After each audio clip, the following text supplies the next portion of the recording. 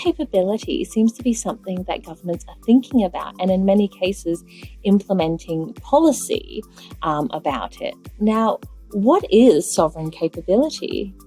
So sovereign capability, it's a term that often comes up in a policy and strategy context.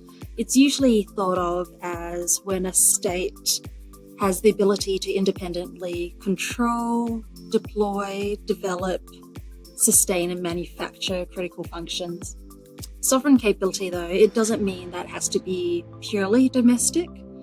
While some core functions need to be retained under the control of a nation, it is generally recognised that there is some cases where there would be a trusted international supply chain. Quite often you'll hear about this term in a national security or in a defence setting. So, for example, in relation to naval shipbuilding or defence aerospace manufacturing programs. But you might also hear about it in the technology and cyber domains.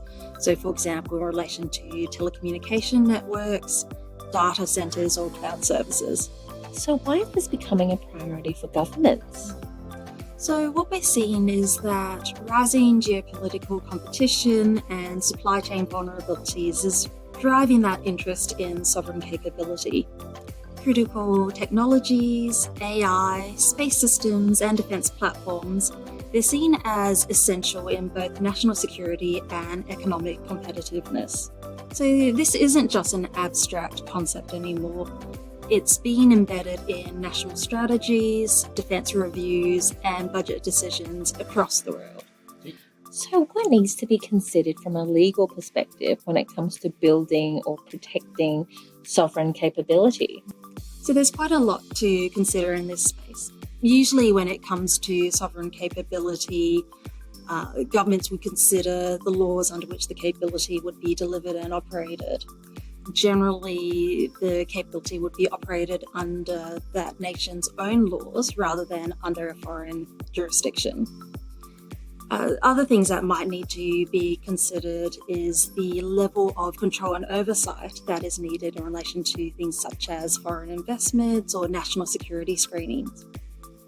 When it comes to advanced defence technologies or dual use capabilities, there's sort of an added layer of complexity when it comes to regulations as well, and you might need to consider things like arms export regimes, ITAR style controls, as well as technology transfer licensing. So sovereign capability isn't just about physical assets and infrastructure. It's also about knowledge, workforce, and IP. Now, what needs to be considered in relation to these? So on this point, one might need to consider things such as IP ownership and licensing structures. There's usually a need for broad rights for government purposes, as well as cyber and data hosting requirements.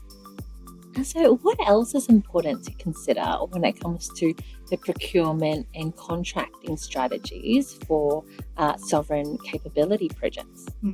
So these projects tend to involve bespoke platforms and infrastructure with long-term arrangements, as well as partnerships with domestic and foreign primes.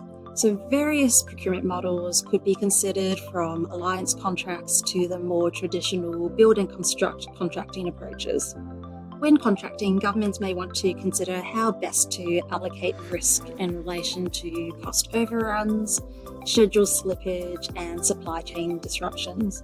They may also want to consider what rights they require under the contract, for example, step-in rights, priority directions, and quite importantly for government, termination for convenience. Because these projects tend to be quite politically sensitive and expensive, robust audit and probity frameworks and compliance with governance, oversight and accountability requirements are quite important. Governments need to ensure that they have appropriate statutory authority to undertake these programs, as well as ensuring that they comply with reporting obligations, information sharing restrictions, as well as conflict of interest controls. Finally, when allied cooperation is involved, there may be defence treaties and MOUs to consider, as well as information sharing arrangements, interoperability obligations, sanction regimes, as well as other legal issues to consider.